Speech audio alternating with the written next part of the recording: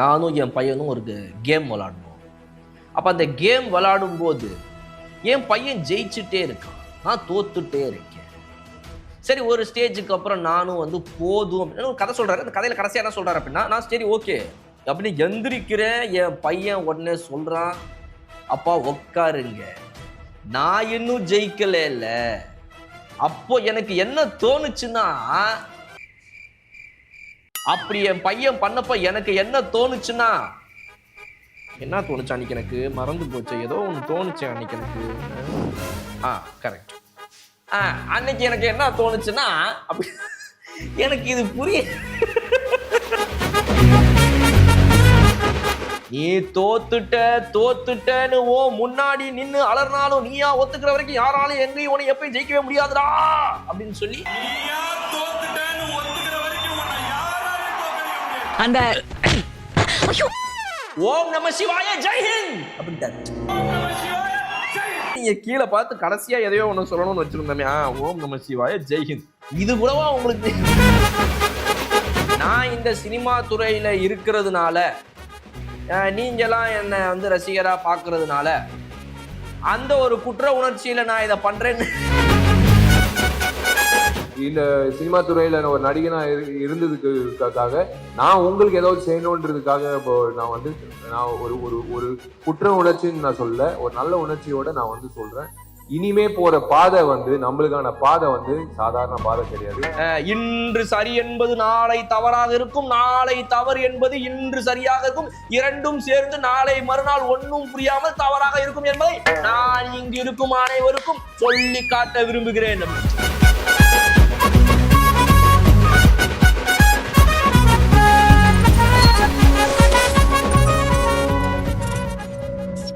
கண்ணாடி மேடை நேயர்களுக்கு வணக்கம். வணக்கம் சார். வணக்கம் பூழி. ஆக்டர் தனுஷ் ரீசெண்டாக ஒரு ஈவெண்ட்ல கலந்துட்டு இருந்தார் சார். ஐசரி கணேஷ் அவங்களோட ஈவெண்ட்ல பள்ளி மாணவர்களுக்கு ஏதோ காசோலை கொடுக்குற மாதிரி ஒரு ஈவெண்ட் நடந்துச்சு சார். அந்த ஈவெண்ட்ல நேஷனல் அவார்டு கொடுத்தாங்க இல்லையா, ராயன் படத்துக்காக. அதை இந்த படம்லாம் கொடுக்குறீங்களே, இது கூட எவ்வளோ நல்ல படங்கள்லாம் வந்திருக்கு தெரியுமா அப்படின்னு சொல்லிட்டு நெட்டிசன்லாம் போட்டு அடிச்சுட்டு இருந்தாங்க. அதை நம்ம பார்த்தோம். அதை அவரே பேசி இந்த மாதிரி இதுக்கு முன்னாடி எவ்வளோ என் படம்லாம் இருக்குது, அதுக்கெலாம் நேஷனல் அவார்டு கொடுக்கலன்னு யாராவது கேட்டிங்களா, தட்டி விடாதீங்க, தட்டி கொடுங்க அப்படின்னு சொல்லி சொன்னார். அதோட நிறுத்தலை. அதுவும் இல்லாமல் ரீசெண்டாக பார்த்தோம், நம்ம எண்ணம் போல் வாழ்க்கை, எண்ணம் போல் தான் வாழ்க்கைன்னு அவருக்கு கொடியெலாம் இன்ட்ரடியூஸ் பண்ணாங்க இல்லையா. இப்போ அவர் பேசுறதெல்லாம் வச்சு பார்க்கும்போது இவரோட பொலிட்டிக்கல் என்ட்ரி அடுத்து இருக்குமா அப்படிங்கிற மாதிரி சொல்றாங்க சார். அவர் என்ன சொல்லியிருந்தாருன்னா, இப்போ இந்த கூட்டம் இங்க இருக்கு, இந்த யுனைட்டி இருக்குன்னா, இந்த யுனைட்டி அப்படிங்கிறது ஒரு யூஸ்ஃபுல் ஒரு பர்பஸ் இருக்கணும். அதுக்கு டிசிப்ளின்டா போகணும்.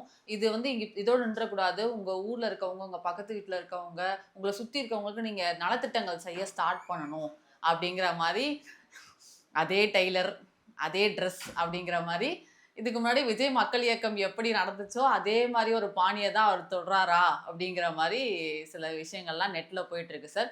அவள் தான் அவர் if Vijay can come to politics and become a chief minister, then why not Dhanush அப்படின்னு சொல்லி தனுஷ் ஃபேன்ஸ் எல்லாம் கேட்டு பேசிட்டு இருக்காங்க சார். அதை பார்த்தீங்களா? அதுல இருந்து உங்க கருத்து என்ன சார்? சரி, எம்ஜிஆர், ரஜினி, விஜய் இப்படிங்கிறது ஒரு மோரார்லெஸ் சிமிலர் பேட்டர்ன்ஸ்னு வச்சுக்கோங்களேன். ஒரே மாதிரி தான் இருக்கும் அவங்களோட பேட்டர்ன். எங்கே மாறுது அப்படின்னா, ஒருத்தங்க மட்டும், இந்த 3 பேரில் ஒருத்தங்க மட்டும் ஒரு லெவலுக்கு மேலே பயந்துடுறாங்க. ஒரு லெவலுக்கு மேலே இல்லை, ஆமாம் ரொம்ப நாளாகவே ஒரு லெவலுக்கு மேலே ரொம்ப லெவலாகவே பயந்துக்கிட்டே இருந்திருக்கிறாங்க. அதாவது போகலாமா வேணாமா, போகலாமா வேணாமா, போனோம் தான் மக்கள் இதில் இருக்கிறவங்க, போகலேன்னா அப்போ போகலேன்னா அப்போ ஒருவேளை போனா அப்படின்னு யோசிச்சு அவருக்கு தலையில ஏற்கனவே இருந்த முடியெல்லாம் கொட்டி போய், அப்புறமும் அதாவது யோசிச்சு முடி கொட்டி போய் நீங்க பார்த்திருப்பீங்க. முடி கொட்டின பிறகும் யோசிச்சுக்கிட்டே இருக்கிறவங்க நீங்க பார்த்திருக்கீங்களா? அது மாதிரிலாம் சில பேர் யோசிச்சு அப்ப போலாமா, அப்ப ஒருவேளை இந்த படம் முடிச்சுட்டு போனா, அப்ப இந்த படம் முடிச்சுட்டு அந்த படம் முடிச்சுட்டு அதுக்கு அப்புறம் போனா அப்படின்னு ஒரு யோசிக்கும் போது, இவருக்கு சப்போர்ட் பண்ணலான்றவங்களாம் போயிட்டாங்க. அவங்களுக்குலாம் வயசாயிடுச்சு, அவங்களாம் போயிட்டாங்க. இவருக்கு ஓட்டு போடலான்னு இவருக்காக ரசிகர் மன்றத்தில் இருந்தவங்களாம் போயிட்டாங்க. அவர் இன்னும் யோசிச்சுனேக்கிறாரு, அப்ப இது இருக்குடா, ஒரு அது அப்படின்னு யோசிச்சு டைம் ஆயிடுச்சு, ரைட்டா? அப்போ அவரை விட்டுட்டு இங்க எம்ஜிஆர் விஜய் அவர்கள் பாத்தீங்க அப்படின்னா சேம் பேட்டர்ன். அதாவது வந்து சினிமாவுல நடிக்கிற காட்சிகள், டயலாக்ஸ், அந்த கேரக்டர்ஸ், படத்தோட கதை எல்லாம் பாத்தீங்கன்னா ஒரு ஃபேமிலி ஓரியன்டடானது, மக்களுக்கு உழைக்கக்கூடியது, தப்ப தட்டி கேட்கிறது, அரசியல் எதிரிகளை அடிக்கிறதுக்கான வேலைகளை பார்க்கறது, இந்த மாதிரி எல்லாத்தையுமே வந்து ரொம்ப பிளான் பண்ணி ரொம்ப ப்ராப்பரா பண்ணவங்க. அதுல விஜய் அவர்கள் வந்து ஸ்டாண்ட் அவுட். அவர் வந்து ரஜினி அவர்களோட பேட்டர்னோ எம்ஜிஆர் அவர்களோட பேட்டர்னோட சாயல் இவர்கிட்ட தெரியும். பட் ஆனா ரொம்ப யூனிக் என்ன அப்படின்னா வந்து அது ஆர்கனைஸ்டா கிட்டத்தட்ட வந்து ஒரு 2002 2003ல இருந்து அவரோட படங்கள்ல வந்து கொஞ்சம் கொஞ்சமா ஒரு 20 23 வருஷம் கிட்டத்தட்ட அதை வந்து பில்ட் பண்ணி கொண்டு வந்து நிறுத்தி அந்த 33 இயர்ஸ் ஜேர்னியை ப்ராப்பரா பிளேஸ் பண்ணி ஒருத்தன் வந்து கேரம் போர்டுல அந்த இருக்கிற ஒவ்வொரு காயினையும் அடிக்கிறதுக்கு முன்னாடி ஃபர்ஸ்ட் அது இப்படி அப்படின்னு பிளான் பண்றது, ஒரு செஸ் கேம் எப்படி பிளான் பண்றதோ அந்த மாதிரி ஒரு செம்ம பிளானிங்கோட ஸ்ட்ராட்டஜியோட தன்னை நகர்த்தி கொண்டு வந்து இந்த இடத்துக்கு நிறுத்திட்டவர் வந்துட்டு விஜய் அவர்கள். ஸோ இவங்கெல்லாம் ஸ்டாண்ட் அவுட். இப்ப இதுல தனுஷ் அவர்கள் எத்தனை வருஷமா இதை பண்ணிக்கிட்டு இருக்காரு பாத்தீங்கன்னா, அவருக்கும் ரசிகர் மன்றம் இருக்குது. அவரும் வந்து இந்த மாதிரி நற்பணிகள்லாம் அவங்களுடைய கட்சிகள்ல இருந்து பண்றாங்க. அதெல்லாம் இருக்குது. பட் நீங்க பொலிட்டிக்கலான ஸ்டேட்மெண்ட்ஸ் உங்களோட படத்துல எவ்வளவு தூரம் வச்சிருக்கீங்க? அதாவது நீங்க விஜயோட பேட்டர்ன் அப்படியே காப்பி பண்ணிட்டு தான் எடுத்துட்டு வரணும். அப்ப வந்தாதான் சிஎம் ஆக முடியும் நான் சொல்ல வரல. பட் உங்களோட மோட்டிவ் அப்படிங்கிறது இவ்வளவு வருஷம் கழிச்சு இப்பதான் உங்களுக்கு பொலிட்டிக்கல் ஆசையே வருதா? இத்தனை வருஷம் உங்களுக்கு இல்லையா? அப்ப இதுக்கப்புறம் வந்துச்சுன்னா சரி நம்ம வந்து தட்டி கழிக்க முடியாது. அன்னைக்கு விஜய் அவர்களை எல்லாரும் தட்டி கழிச்சாங்க. இன்னைக்கு அவர் சிஎம் ஆயிட்டார். அதனால நம்ம வந்து தனுஷ் அவர்களை தட்டி கழிக்க முடியாது. பட் என்ன அப்படின்னா வந்து கொஞ்சம் சில இடங்கள்ல சிரிப்பு வருது. அது மட்டும் தான் எனக்கு. வேற ஒண்ணும் கிடையாது. நான் அவரை தட்டி கழிக்கல. தனுஷ் அவர்கள் சிஎம் கூட ஆகலாம் நாளைக்கு. வாழ்த்துக்கள் அவருக்கு. நான் இல்லனே சொல்லல. பட் எனக்கு எங்கெங்கெல்லாம் சிரிப்பு வருதுன்னு மட்டும் சொல்றேன். அவருடைய இந்த ஸ்பீச்சே பாத்தீங்கன்னா ரொம்ப டிஃப்ரெண்டானது இதுக்கு முன்னாடியே கம்பேர் பண்ணும்போது. ஏன் அப்படின்னா வந்துட்டு ஸ்பீச் ஒரே மாதிரி தான் இருக்கும். எப்பவும் போல அதே மாதிரி வாய் கோனியா அப்படின்னு சொல்லி அவரும் வந்து ரஜினி அவர்கள் மாதிரியே பேசுறாரு. அதெல்லாம் இருக்கு. ஏன் நான் வரக்கூடாதா? எனக்கெல்லாம் இருக்கக்கூடாதா? அப்படின்ற அந்த டயலாக்லாம் இருக்கு. அதெல்லாம் ஓகே. பட் ரொம்ப பெரிய டிஃபரன்ஸ் என்ன அப்படின்னு பாத்தீங்க அப்படின்னா, பேப்பரை வச்சு படிக்கிறாரு இந்த தடவை. இதுக்கு முன்னாடி ஆடியோ லான்ச்லாம் அவர் இந்த மாதிரி பேப்பரை வச்சு ஸ்கிரிப்டா போனதெல்லாம் நடந்ததே இல்லை. அப்ப நீங்க வந்து அரசியல் இன்டென்ஷன் உங்களுக்கு இருக்குதுங்கிறத வேற ஓப்பனா வேணா பேசாம சொல்லிடுங்களேன் அப்படின்னா, அப்ப மேபி அவர் இன்னும் கொஞ்சம் டைம் எடுத்து சொல்லலான்ற அந்த ஒரு பில்டப் ஸ்டேஜ் இப்ப ஆரம்பிக்கிறாரோ என்னமோ தோணுது. ஏற்கனவே அவருடைய ஆடியோ லான்ச்லாம் அப்படிதான் இருந்துச்சு. பட் இந்த தடவை வந்து ஒரு ப்ரிப்பேர்டு ஸ்கிரிப்ட் எடுத்துட்டு வந்து அவங்க ரசிகர்கள்லாம் நேர்ல சந்திச்சு ஒரு தேங்க்யூ மீட் மாதிரி வச்சு அந்த நேஷனல் அவார்டு வாங்கினதுக்காக அதோட ஒரு செலிப்ரேஷன் மாதிரி அந்த ஃபேன்ஸோட பண்ணிட்டு போறாரு. அவ்வளோ ஸ்கிரிப்ட். இதுல இந்த ஸ்கிரிப்ட்ல எனக்கு எங்க வந்து மிகப்பெரிய கட்டுப்படுத்த முடியாத சிரிப்பு, மீண்டும் மீண்டும் நான் பார்த்து பார்த்து சிரித்தேன்றதை சொல்றேன். அவருடைய மகனை வச்சு ஒரு கதை சொல்றாரு. ஓகே. அவர் பாத்தீங்கன்னா நானும் அவரும் நான் ஏன் ரஜினி வாய்ஸ் பேசுறேன். தனுஷ் மாடுலேஷன் எப்படி பேசுறது? ஒரு திரும்ப திரும்ப ரஜினி மாடுலேஷனே வருது. தனுஷே வரமாட்டேங்குது. தனுஷ் எப்படி பேசுவாரு? என்னங்க திரும்ப திரும்ப ரஜினியே வருது எனக்கு. சரி ஓகே. எனக்கு தெரியலங்க தனுஷ் எப்படி பேசுவாரு. வாய் கோடி தான் சார் பேசுவாரு. அப்படியா? ஓ சரி ரைட். அப்ப அவர் என்ன சொல்றாரு அப்படின்னா, நானும் என் பையனும் ஒரு கேம் விளையாடணும். அப்ப அந்த கேம் விளையாடும் போது என் பையன் ஜெயிச்சுட்டே இருக்கான், நான் தோத்துட்டே இருக்கேன். சரி ஒரு ஸ்டேஜுக்கு அப்புறம் நானும் வந்து போதும் அப்படின்னு ஒரு கதை சொல்றாரு. அந்த கதையில கடைசியா என்ன சொல்றாரு அப்படின்னா, நான் சரி ஓகே அப்படின்னு எந்திரிக்கிறேன். என் பையன் உடனே சொல்றான், அப்பா உட்காருங்க, நான் இன்னும் ஜெயிக்கல இல்ல அப்படின்னு சொல்றாரு.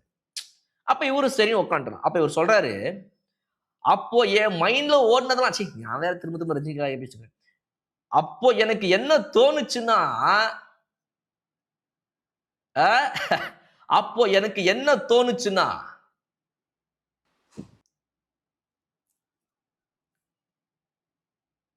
அப்படின்ட்டு அதுக்கப்புறமா தான் சொல்றாரு அது.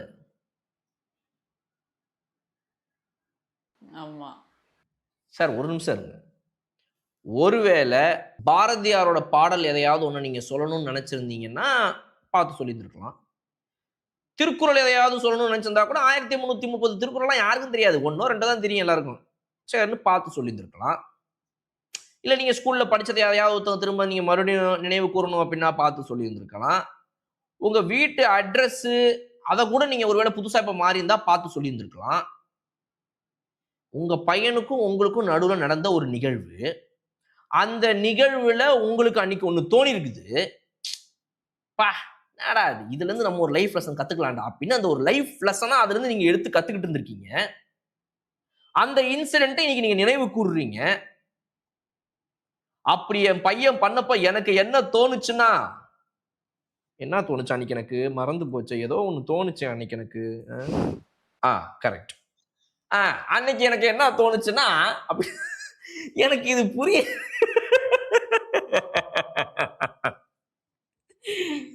எப்படிங்க அது எப்படிங்க மறந்து போகும் உங்களுக்கு? மறந்து போறதுக்கு அந்த ஸ்கிரிப்ட்ல உங்களுக்கு வேற எதுவுமே இல்லையா? இதுவா மறந்து போகும் உங்களுக்கு? என்னங்க இது ஒண்ணும் புரிய மாட்டேங்குது எனக்கு. புதுசா இருக்கு அதெல்லாம் அப்படின்ற மாரி அது சொல்றாரு. அப்புறம் வேற இன்னைக்கு தேவையில்லாம இத்தன நாளா எடுக்காத பேரெல்லாம் இன்னைக்கு எடுக்குறாரு. இன்னைக்கு என்னன்னா, நம்ம தல அஜித் குமார் சார் சொன்ன மாதிரி அப்படின்றாரு. என்ன ஆ. ஏன் திடீர்னு இன்னைக்கா பார்த்து தல அஜித் இப்படித்தான் வந்து சில பேர் வந்து விஜய் அவர்கள் கட்சி ஆரம்பிச்சுட்டாரு. அ என்ன பண்றது? இப்ப நம்ம வந்து ஆப்போசிட்ல யார் அவருக்கு இருக்கிறா? அவரை வச்சு இப்ப அரசியல் பண்ண வேண்டியதான் அப்படின்னு சொல்லி இந்த எலெக்ஷன் டைம்ல ஆ. அவரோட பேரை யூஸ் பண்ணி என்னென்னமோ ட்ரை பண்ணாங்க. அதுக்கு அவரு பதிலுக்கு வேற ஒரு யூடியூப் சேனலுக்குலாம் அந்த ஓனருக்கு ஃபோன் பண்ணி ஃபோன போட்டு ஆனா நான் வந்து அவரை பத்தி எதுவுமே தப்பா பேசல. தப்பா ஏதாவது பேசிட்டு இருக்காங்க. அத அவங்ககிட்டயே சொல்லிடுங்க. தேங்க் யூ அப்படின்னு அவர் ஃபோன வச்சுட்டாரு. அந்த யூடியூப் சேனல் ஓனரு இந்த மாதிரி எனக்கு வந்து அவர் ஃபோன் போட்டு பேசினாருங்க. என்னைய உங்ககிட்ட சொல்ல சொல்லியிருக்காருங்க. அவர் வந்து விஜய் அவர்கள பத்தி தவறா எதுவுமே பேசவே இல்லையாமா. இன்டென்ஷன் அது கிடையாதாம். இவங்கலாம் வந்துட்டு அர்த்தம் கற்பிக்கிறாங்க அப்படின்னு சொல்லிட்டு வந்துருச்சு. அதையும் மீறி ஒரு அரசு என்ன பண்ணுது அப்படின்னா வந்துட்டு, சரி ஓகே. நம்ம என்ன பண்ணலாம்னா, அஜித் அவர்களுக்கு நேஷனல் அவார்டு குடுத்துருவோம். எதுக்கு சார் அஜித் அவர்களுக்கு நேஷனல் அவார்டு? இல்ல அஜித்தோட இந்த படத்துக்கு இப்ப மட்டும் நம்ம ஒரு நேஷனல் அவார்டு ஒண்ணு குடுத்தோம்னு வைங்களேன், அவர் வந்து நம்மகிட்ட வந்துருவாரு. நம்மகிட்ட வந்துட்டு, ஐயா நீங்க என்ன சொல்றீங்க? இப்ப என்ன விஜய் அவர்கள வந்துட்டு நான் ஏதாவது பிரச்சாரம் பண்ணணுமா? அவருக்கு எதிரா என் ரசிகர்கள திருப்பி விடணுமா? என்ன பண்ணணும் சொல்லுங்க நான் பண்றேன். அப்படின்னு அவர் சொல்லுவாருன்னு நினைச்சு அங்க ஒரு கூட்டம்.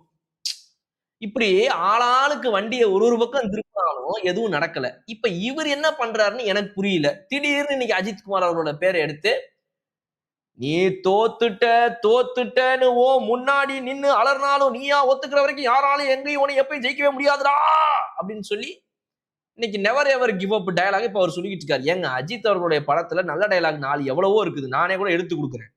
எல்லாத்தையும் விட்டுவிட்டு இந்த உலகமே எதிர்த்தாலும் அது எங்க தெரியுமா? பெல்ஜீரியால இருப்பாரு அஜித் அவர்கள்.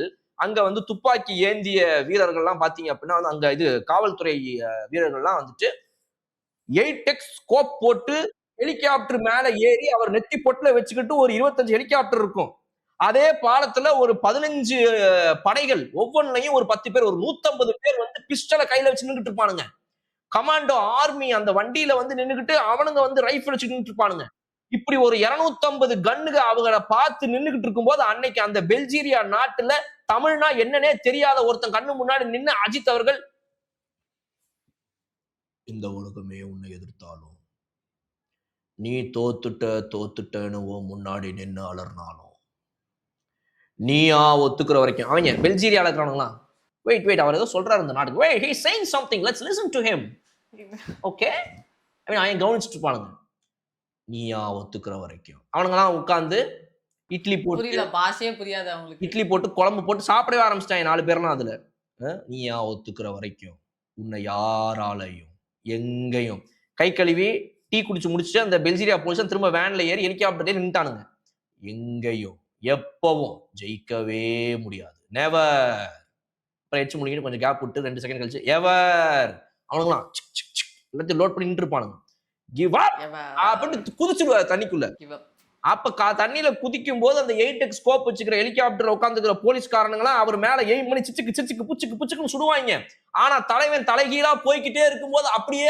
அழகா கைய உள்ள விட்டு அந்த 2 பிஸ்டலை எடுத்து ஹெலிகாப்டர்ல 8x ஸ்கோப்ல உட்கார்ந்து இருக்க ஒவ்வொருத்தனையும் நெத்தி பொட்டுல அந்த பிஸ்டல்ல போட்டு அப்படியே தலைகீழா போயிட்டு இருப்பார் நான் என்ன கேட்கிறேன் இந்த சீன்ல இருக்கிற இந்த டயலாக் தான் உங்களுக்கு அவ்வளவு மோட்டிவேஷனா இருந்துச்சா வேற டயலாகே கிடைக்கலையா இதுல இந்த அஜித் ரெஃபரன்ஸ் வேற இவர் எடுக்கிறாரு அதை விட ரொம்ப முக்கியமான இன்னொரு விஷயம் அவர் பண்ணதுல பாத்தீங்கன்னா அவர் என்ன சொல்றாருன்னா இந்த மீட்டுக்கு ஒரு பர்பஸ் இருக்கணும் வந்தோம் போனோம் கலைஞ்சோம் என்னடா இது எங்கேயோ கேட்ட மாதிரியே இருக்கு அண்ணே அந்த ஸ்கிரிப்ட வம்சம் கொடுங்க இது நான் எங்கேயோ படிச்ச மாதிரி இருக்கு எனக்கு அந்த மாதிரி எதுவும் ஏற்கனவே நீட் பேப்பர் லீக் நடந்துகிட்டு இருக்குது அந்த சமயத்துல இப்ப எதுவும் விஜய் அவர்களுடைய எலெக்ஷன் டைம் நடந்த ஒவ்வொரு ஸ்பீச் பேப்பரும் இப்ப லீக் ஆகிட்டு இருக்குதா அப்படின்னு நான் வேற ஒரே சந்தேகம் ஆயிட்டேன். நீங்க பண்ற இன்னும் நிறைய பண்ணுங்க. நீங்க பண்றதெல்லாம் பார்த்து நான் ரொம்ப பெருமை அடையணும். இந்த இந்த நீங்க வந்துட்டு போனதுக்கு அப்புறமா இன்னைக்கு எல்லாரும் பார்த்துட்டு இருந்தா இந்த பசங்க மாதிரி இருக்கணும்டா அப்படின்னு சொல்லணும். எப்படி இந்த பசங்க மாதிரி இருக்கணும் அப்படின்னு சொல்லணும் அப்படின்னு சொல்லி ஏதோ ஒண்ணு சொல்லிக்கிட்டு போயிருக்காரு. அந்த மாதிரி இப்போ ஒரு பேர் வாங்கி கொடுக்கணுமாமா. எல்லாத்த விட ஜோக்கு கடைசியா ஒண்ணே ஒண்ணு அவரோட ஸ்பீச் வந்து ட்ரை பண்றாரு. என்னங்க? ஓகே. அவர் பேசினது வந்து ரொம்ப ஆர்டிஃபிஷியலா இருந்துச்சு சார். ஏங்க அது ஒரு நேச்சுரலான ஒரு ஸ்பீச் மாதிரியே தெரியல. இது எப்படி எப்படி ஆர்டிஃபிஷியலா இருந்துச்சு? நான் சொல்றேன் கேளுங்க. கடைசியா அவர் பேச்ச முடிக்கிறதுக்கு முன்னாடி ரொம்ப அழகா கடைசியா நீங்கலாம் போறதுக்கு முன்னாடி உங்களுக்கு நான் ஒண்ணே ஒண்ணு சொல்லிக்கணும்னு நினைக்கிறேன். ஓம் நம சிவாய ஜெய்ஹிந்த் அப்படின்ட்டார். அப்ப இந்த ஓம் நம சிவாய ஜெய்ஹிந்த நீங்க கீழே பார்த்து கடைசியா எதையோ ஒண்ணு சொல்லணும்னு வச்சிருந்தோமே. ஓம் நம சிவாய ஜெய்ஹிந்த், ஓம் நம சிவாய ஜெய்ஹிந்த் அப்படின்னா என்ன? இது கூடவா உங்களுக்கு ஏங்க ஓம் நம சிவாய ஜெய்ஹிந்த கூடவாங்க கடைசியா கீழே பார்த்துட்டு நீங்க அப்புறமா சொல்லணும்? அவரை போய் நீங்க வந்து ஏதோ ஆர்டிபிஷியலா இருந்துச்சு அப்படி இப்படிங்கிறீங்க. நீங்க என்ன போங்க. இதே பாணியில வந்து விஷால் அவர்கள் அவரோட ஃபேன்ஸ் மீட்ல பேசியிருக்காரு சார். அவர் என்ன சொல்லியிருக்காரு அப்படின்னு பார்த்தோம்னா, நான் வந்து எனக்காக நிறைய பேர் நின்றுருக்கீங்க. எனக்கான அந்த குற்ற உணர்ச்சி உங்களுக்கு ஏதாவது செய்யணும் அப்படின்ற குற்ற உணர்வுலாம் இல்லை, ஒரு நல்ல உணர்வு தான் எனக்கு இருக்குது. இனிமேல் நம்ம போகிற பாதை ஃபுல்லாக நேர் பாதை.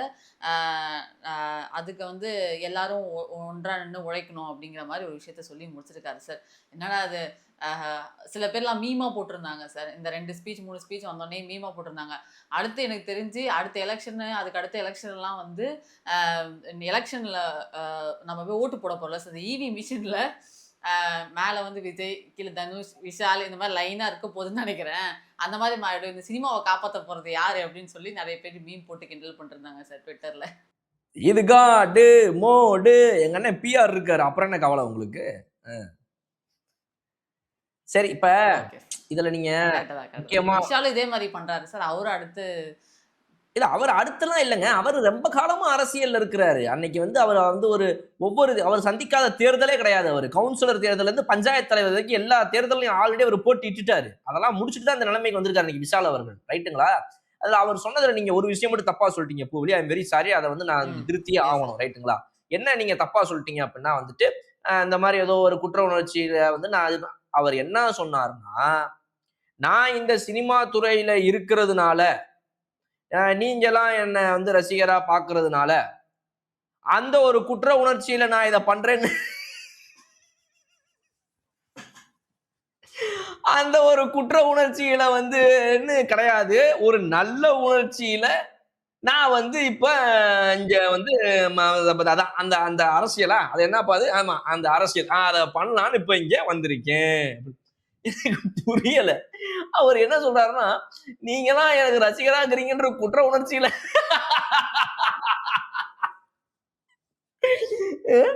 அதனால இனிமே நம்ம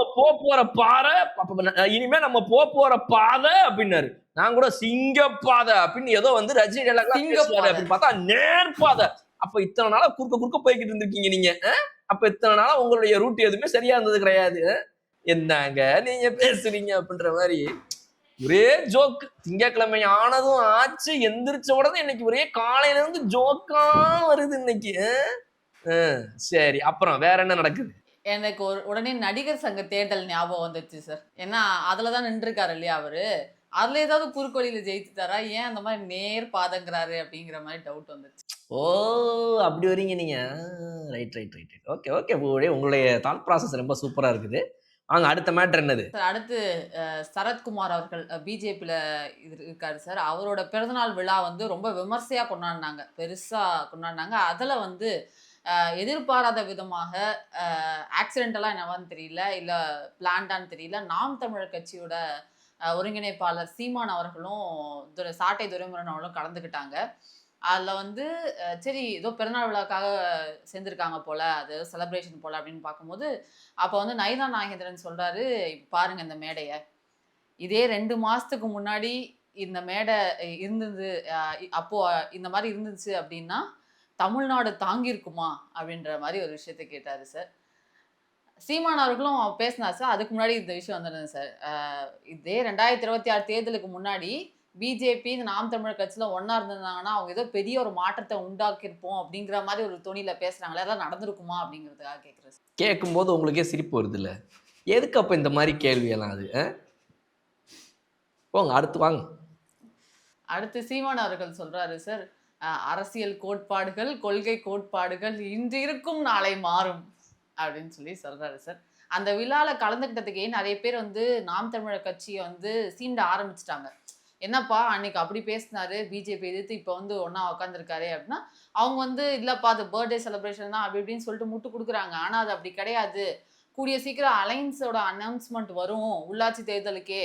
அதனால தான் இப்போ இதெல்லாம் ஸ்டார்ட் பண்ணிட்டு இருக்காங்க. அதே மாதிரி பார்த்தீங்கன்னா திமுகவுக்கு எதிர்த்தும் மற்ற கட்சிக்கு எதிர்த்துலாம் வந்து சீமான் பேச மாட்டார். இப்போ பார்த்தீங்கன்னா தாவேக்காவுக்கு எதிராக மட்டும் தான் பேசுவார். ஏன்னா எல்லாரு கூடயும் அலைன்ஸ் வைக்க போறாரு அவரு அப்படின்றது. மேபி நான் என்ன கேட்குறேன்னா, சீமான் அவர்கள் இந்த மாதிரி விமர்சனம் பண்றாங்க இல்லையா, அதனாலயாவது இந்த மாதிரி விஷயங்களை வந்து அவாய்ட் பண்ணிக்கலாம்ல. ஒருவேளை அவருக்கு வந்து தனியா நிக்கணும் அப்படிங்கிற ஒரு விஷயம் இருந்துச்சுன்னா, இப்போ அவருக்கு அந்த மாதிரி ஒரு மைண்ட் செட் இல்ல, அலைன்ஸ் வைக்கணும், சீட் வாங்கணும் அப்படிங்கிற ஒரு எண்ணம் அவருக்கு நிறைய இருக்கு. அதனாலே இப்போ இந்த அலைன்ஸ் மோடுக்கு வந்துட்டாரோ அப்படின்ற மாதிரி தோணுது சார். சரி, இப்ப இதுல நான் ஒண்ணு கேட்கிறேன் பூவிழி. சரத்குமார் கடைசியா எப்ப இந்த மாதிரி ஒரு பெரிய நிகழ்ச்சியில வந்து தன்னுடைய பிறந்த நாளை கொண்டாடினாரு? இல்ல சார், ஞாபகம் கூட இல்ல சார். பிஜேபியில் அவர் ஜாயின் பண்ணும்போது அது பெருசா அவரை பத்தி பேசினாங்க சார். அவ்வளவுதான். அதுக்கு மேல ஞாபகம் இல்லை அவர் எங்க. Sarathkumar as an actor is brilliant actor. வேற மாதிரி ஒரு ஆளு, செம்ம ஒரு எனர்ஜி. இப்பவும் கூட இன்னைக்கு அவருக்கு வந்து அந்த வயது, இத்தனை வயது அவருக்கு ஆகுதுன்னு சொல்லும்போது என்னையா சொல்றீங்க, நீங்க ஏதோ ஒரு 52 வயசு ஆள் மாதிரி இருக்கிறாரு, ஒரு 60 சொல்லலாம் மிஞ்சி போனா, அந்த மாதிரி இருக்கிறாரு, இவர் என்னையா நீங்க இப்படி சொல்றீங்க, எனக்கு புரியல அப்படின்ற மாதிரி ஒரு வந்து ரொம்ப ஃபிட்னஸ். இது அதெல்லாம் வந்து பாராட்டுற விஷயம்லாம் 1000 இருக்குதுங்க, அதை விட்டுருவோம். பட் நான் என்ன கேட்கிறேன், இன்னைக்கு அவருக்கு வந்து 50வது பிறந்த நாளா? என்னுடைய கொஸ்டின் ஆம் இல்லை மட்டும் சொல்லுங்க. இல்லை சார். சரி, 60வது பிறந்த நாளா? இல்லை சார், அதை விட அதிகமாவே இருக்கும். 75வது பிறந்த நாளா? 70வது பிறந்த நாளா? அதாவது சொல்லுங்க. இல்ல சார், 72வது பிறந்த நாளுங்க. ஏங்க எல்லா வருஷத்தையும் விட்டுவிட்டு திடீர்னு 72வது பிறந்த நாளுக்கு ஒருத்தர் இந்த மாதிரி ஒரு கட்சியில வந்து எல்லாரையும் கூப்பிட்டு வச்சு ஒரு மீட்டிங் நடத்தி, ஏங்க இந்த வருஷம் மட்டும் ஏங்க அப்படின்னா, இந்த வருஷம் வந்து ஒரு ஸ்பெஷல் நம்பர். இன்னைக்கு என்ன ஸ்பெஷல் நம்பர்? 70யா? இல்ல 75யா? இல்ல. அப்ப எதுக்குங்க 72 ஒன்னு ஸ்பெஷல் நம்பர்? அதாவது good question, very good question. நீங்க நல்லா கேக்குறீங்க. Super, very good, super. நல்லா கேட்டிருக்கான் கேள்வி. இது சூப்பர் சூப்பர், நல்ல கேள்வி அப்படின்னு நம்ம ராஜா அவர்கள் ஸ்டைல்ல என்னையா பதில்னு கேட்டா, 7 + 2 = 9.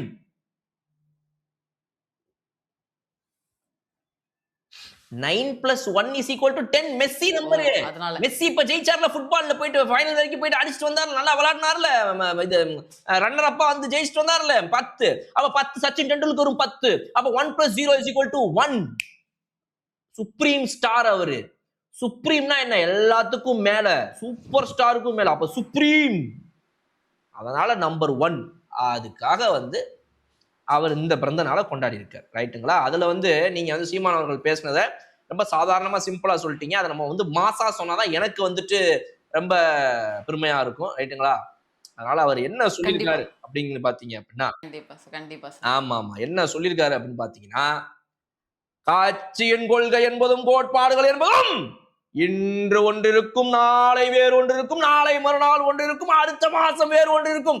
அதை எவனும் ஒருவனும் கூட தட்டி கேட்க முடியாது என்பதை நான் இங்கு இந்நேரத்தில் தெரிவித்துக் கொள்கிறேன். ஐயா என்ன சொல்ல வரீங்க இப்ப நீங்க? நான் எப்ப வேணா எந்த கட்சியில வேணா இருப்பேன். இதுக்கு முன்னாடி வரைக்கும் இருந்தது மாதிரி கிடையாது. இனிமே நான் வேற ஒரு பூ பாதையில போறது கிடையாது, சிங்க பாதையில போறேன். அதானே இப்ப சொல்ல வரீங்க நீங்க? அப்படியும் சொல்லலாம் தம்பி அப்படிங்கிற மாதிரி டைரக்டா வாங்க விஷயத்துக்கு. எதுக்கு இப்படி சுத்தி சுத்தி சுத்தி சுத்தி சுத்தி எதுக்கு இப்படி போட்டு உடைச்சுக்கிட்டு? இன்று ஒன்றும் நாளை ஒன்றும், நாளை அதாவது இப்படி சொல்றாரு. அதாவது இன்று சரி என்பது நாளை தவறாக இருக்கும், நாளை தவறு என்பது இன்று சரியாக இருக்கும், இரண்டும் சேர்ந்து நாளை மறுநாள் ஒன்னும் புரியாமல் தவறாக இருக்கும் என்பதை நான் இங்கு இருக்கும் அனைவருக்கும் சொல்லி காட்ட விரும்புகிறேன் அப்படின்னு. ஐயா அப்படி இருந்தா நீங்க கொஞ்சம் ஓவரா சாப்பிட்டுருக்கீங்கன்னு அர்த்தம். யாராவது ஒருத்தங்களுக்கு அந்த மாதிரி இன்னைக்கு ஒன்னும் நாளைக்கு ஒன்னும் நாளை மறுநாள் ஒன்னும் அப்படின்னு மாறிக்கிட்டே இருந்துச்சுன்னா அவங்க அதுக்கு முன்னாடி நாள் கொஞ்சம் லோக்கல் சரக்கு அடிச்சிருக்காங்க போல, கிறுகிறுன்னு தலை ஆன உடனே காலையில வந்து ஒண்ணு சொல்றாங்க, அடுத்த நாள் காலையில ஒண்ணு சொல்றாங்கன்னு அர்த்தம். நான் சீமானவர்களை சொல்றேன், பொதுவா சொல்றேன். ஏன்னா நான் என்ன சொல்றேன், அரசியல்ல கொள்கை என்பது என்னவென்றால் உங்கள் அனைவருக்கும் நான் சொல்லிக் கொள்கிறேன் எனது கொள்கை என்பது அப்படின்னு நீங்க வந்து கையை இப்படி இப்படி இப்படி இப்படி இப்படி ஆட்டி ஆட்டி டான்ஸ் ஆடுறீங்கல்ல. நான் உங்ககிட்ட என்ன கேட்கிறேன், கொள்கை அப்படின்னா அப்ப அது ஒண்ணுதானே இருக்கும். நீங்க தானே கொள்கையை வச்சு செம்மையா வந்து அரசியல் பண்றவங்க. தாவேக்காக கொள்கையே கிடையாதுல்ல. அப்ப உங்க கொள்கை ஒன்னா தானே இருக்கும். எப்படி அது மாறிக்கிட்டே இருக்கும் மாசம் ஒண்ணு? எப்படி அது எப்படிங்க இன்று சரி என்பது நாளை தவறாகும், நாளை தவறு என்பது நாளை மறுநாள் சரியாக இருக்கும், அடுத்த வார வியாழக்கிழமை வேறு மாதிரி ஒரு சரியாக இருக்கும். அது எப்படி இருக்கும்? அது எப்படி எனக்கு புரியல. நீங்க ஏங்க எனக்கு அது புரியலங்க. ஒரு நாள் வந்து உங்ககிட்ட வந்து உங்க தலைவர் அவர்கள் தேசத்துல உங்ககிட்ட வந்து சொல்றாரு இந்த மாதிரி பெரியாரை பார்த்து கத்துக்க அப்படின்னு. அப்புறம் ஒரு நாள் வந்து நீங்க சொல்றீங்க அவர் தான் உங்ககிட்ட சொன்னாரு பெரியாரை மட்டும் நம்பிடவே நம்புறாதீங்க, அவர்கிட்ட பேசுறதுக்கு அப்புறம் தான் பெரியாரே வேணான்னு முடிவு பண்ணேன்னு. இதெல்லாம் வந்து இன்று ஒன்று சரியாக இருப்பது நாளை தவறாகும் அந்த லிஸ்ட்ல வருமா? இது எப்படி வரும்? ஒரே நபர் உங்ககிட்ட 2 விதமா சொன்னாரு அப்படிங்கிறதுனால இப்ப அவருடைய தாட் ப்ராசஸே வேற மாதிரி இருந்து சொல்ல வரீங்க. என்ன என்னங்க இது என்ன? இட்லி அத கொஞ்சமா டொமேட்டோ சாஸ்ல தொட்டு அதை கொஞ்சம் பிரெட்டுக்குள்ள மடிச்சு வச்சு அது மேல வந்து கொஞ்சம் நூடுல்ஸ் போட்டு அதை வந்து பிரியாணியில சமைச்சு அதுல கொஞ்சோண்டு சாம்பார் ஊத்தி சாப்பிடுற மாதிரி இருக்கு நீங்க பேசுறதெல்லாம். புரியுதா இல்லையா?